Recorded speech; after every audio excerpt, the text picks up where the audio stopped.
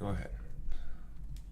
So I'm making. I don't like that you're doing this naked. I'm not naked. I have pants on. I know, but you look nuts. Fine. I'll get it. I'll put one of these TWP shirts on. I do not want to sit and watch you naked. Okay. I'll be super cool then. Fine. I just didn't want to show everybody how cool I was because I figured I might make them feel bad about themselves. They don't have one of these shirts, probably. They're rare. They're hard to get. That one doesn't even fit you. You know, it's like the shirt's so cool, it could be an infant size and it would still look cool on me. It is an infant size. It's a little small. I'm not going to deny it. A little snug. I could put on the green one. Then that would make people feel so bad about themselves. Yeah. Look like you're wearing a woman's baby tee. Yeah, we got these things in all sizes, don't we? No, we don't have any of them for sale anymore. Yeah, we do. I mean... I've got like 5 t-shirts. Okay, well I have to then put them back on sale. Because I wasn't sure what we had left anymore, so I took them off at sale so we didn't sell something we didn't have. But I can put it back on sale. Okay, this one looks like it's even smaller than that. It does. So what do you want me to do then, Kim? It's not like the only thing you own in your closet is... Well, but we already started the video. God. Do you see what I'm talking about? Come here, Kim. You sit down and let's make this video. Now, Horace Mumbler left a comment that said that, well, I should just read it, but the part of it that is relevant is the man part, right? It says, you're an only child. You didn't have the required abusive parents and siblings to break you into proper shape. That's his perception, and I never really, that's not what I meant. I know that's not what you mean, but let's talk it through, okay? You persist in the sin of self-positivity because you just haven't been shat on enough for your own good yet. All right, so that's not what you meant. What did you mean? So what I mean is that because you come from an only child sort of a situation, there's a dynamic that is missing that happens when you come from a family where there's more than one child. And what is that dynamic? I think that dynamic is that you learn early on to share the floor, and your parents So I'm doing what? Taking too much of the floor? No, I'm saying you got the whole floor all the time. Well, so do you. I never did. I mean, now you do. Now I do. But so I'm saying... why should it be good for a given individual to be accustomed to bullshit? I'm not saying it's accustomed to bullshit. I'm saying that there's certain dynamics that you learn FE style. So, in other words, you have to do what? What did you learn that you had to do in this dynamic? Is that I didn't get to, kick and scream and throw a tantrum to be heard. I had to learn to be more patient and not always get my way and be okay with it. Okay, so compromise. The thing is, I don't always get my way. It's unfair to say that I think I should always get my way. No, but you do not know how to compromise. I mean, I can compromise. You can. I do often with you. I try to compromise with you all the time. And in reality, you're the one who doesn't compromise well. I try to compromise constantly. Okay, well... So what you're saying basically is, Eric, you grew up in a family where you did things like compromise and be reasonable with each other and love one another. And so you never grew accustomed to abuse and bullshit. No, I'm not saying that abusive bullshit. It depends on what you consider abusive. I'm saying that your dynamics as a family was very confined. It wasn't. Yours were. You were confined by them. I was let free by my family. It's like, in other words, I got to do mostly what I wanted if it were reasonable. If I were right, I had a good chance of winning the argument. I don't even think even if it was reasonable, I think that you just got your way. No, Cam, that's absolutely not the case, first of all. And if it were the case that I got my way, it would have to be because I was right or because it was okay for me to get my way. My parents would not have said, like, yeah, go ahead and eat that rat poison. No, I know that. They protected me. So why would an environment that empowered me more be bad? I'm not saying empowered you more. I'm just saying, um,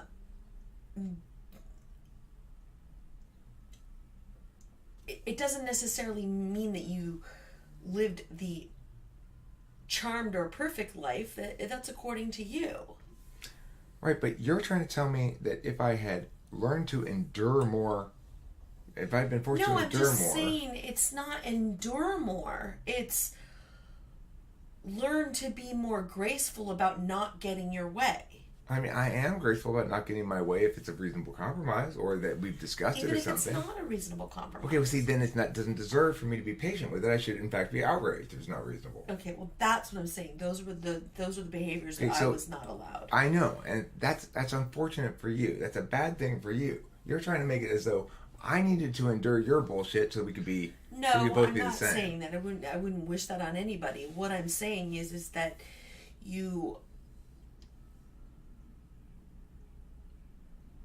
are so explosive, whereas I was taught in any sort of a situation where you had to learn to compromise. You get what you get, and don't throw a fit. I'm not explosive. If there's injustice, oh my goodness, you are. Okay, well, if in fact I'm responding to some sort of injustice, then the problem is the injustice, not my appropriate response to it. Okay, well, that's what I'm saying. That's what always stands out to me. That I was raised so well that I actually understand what we ought to be and expect that of the world. No, I'm just saying it's different for me to witness.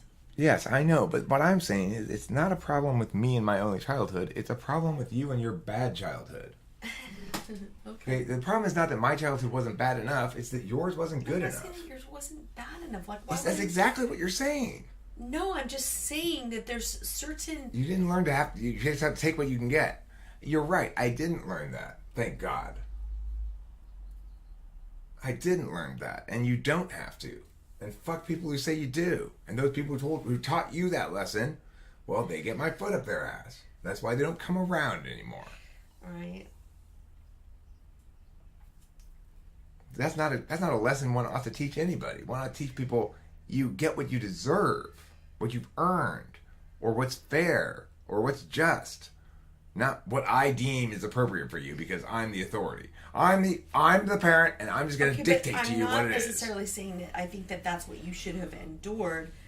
I'm saying that probably is a good reason why I am the way that I am. Okay, well now you're saying that, and that's what I think is true as well. And I think Horseman was very insightful in putting that down because I hadn't really thought about it either.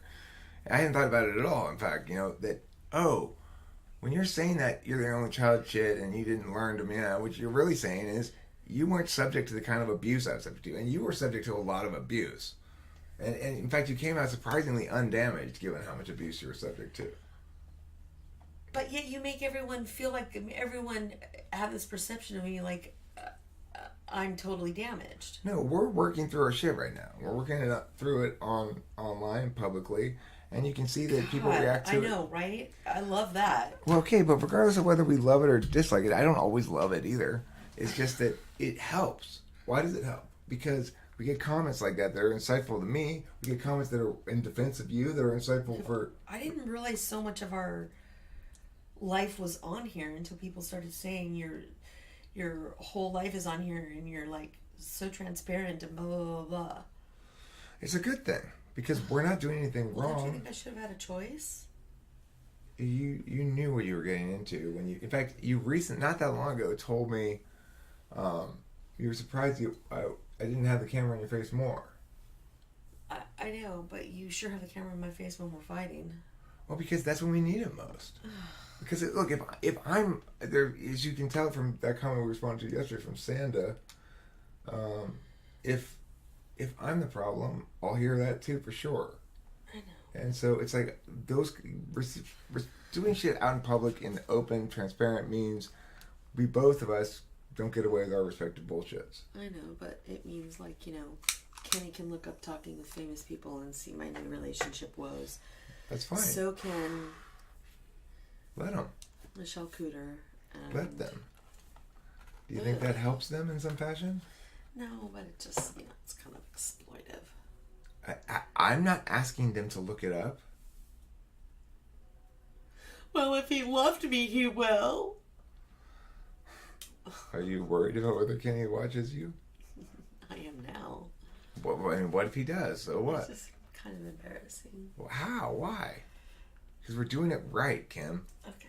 We're the ones who are actually working through the actual problems in a fair way. Like, oh my God, this couple here, they have their fights on YouTube, so that people can tell them who's right and who's wrong.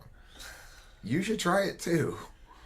You should try it too, because people did. They got on Facebook, and then you realize, wait a minute, these people are talking way too much shit. That's not an appropriate forum. This is an appropriate forum. See, people can't hide when you're talking. They can hide behind text, because then you get to construct everything. But, yeah, I think that's retarded. But if we're doing it this way, this is real. It's like, yes, it's very real. It makes it impossible for me to just try to win. I have to actually try to make things better.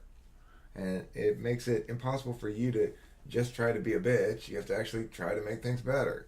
And it's good to hold us both accountable in that fashion. So, anyway, thanks, Horse Mumbler, for the comment. For the many comments. I appreciate it. Yeah, and thanks, Horse Mumbler.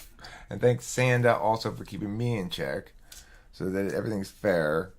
And the point isn't to criticize you, Kim, about having a bad childhood. It's that I just had never occurred to me that when she's saying that only child stuff, that she's basically saying the difference between us means a problem of your not having experienced that abuse, rather than it being attributable to her having experienced it. And we'd like to be in a world more like mine, where everybody gets to experience righteousness, than a world like hers where people are subjugated. The subjugation of Kim is something that I, for one, will forever be outraged about. When we haven't shared all of the stories from her childhood, but it's appalling. And people responsible are very skittish about coming around me, not because I've ever threatened to call them out on shit they pulled to her when she was a child or whatever, because they know what they did, and they have it in their conscience, and they know that I am a truth speaker, and so they don't want to come around me because there's too many truths about them that they don't want to hear spoken. So anyway, there's one dude I want to fucking find his ass and go to his house, even though he's probably a super old man right now, and fucking film him and shame the living shit out of him, but it's never gonna happen. It's so, fucking 40 years ago or 38 years ago or who knows how long. I just forget that shit. There's no point in going after it. Anyway, any last thoughts, Kimberly?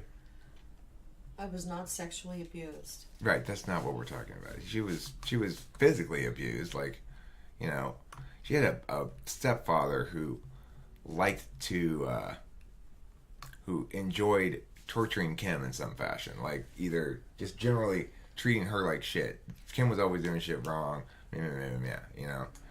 Kim was the whipping boy.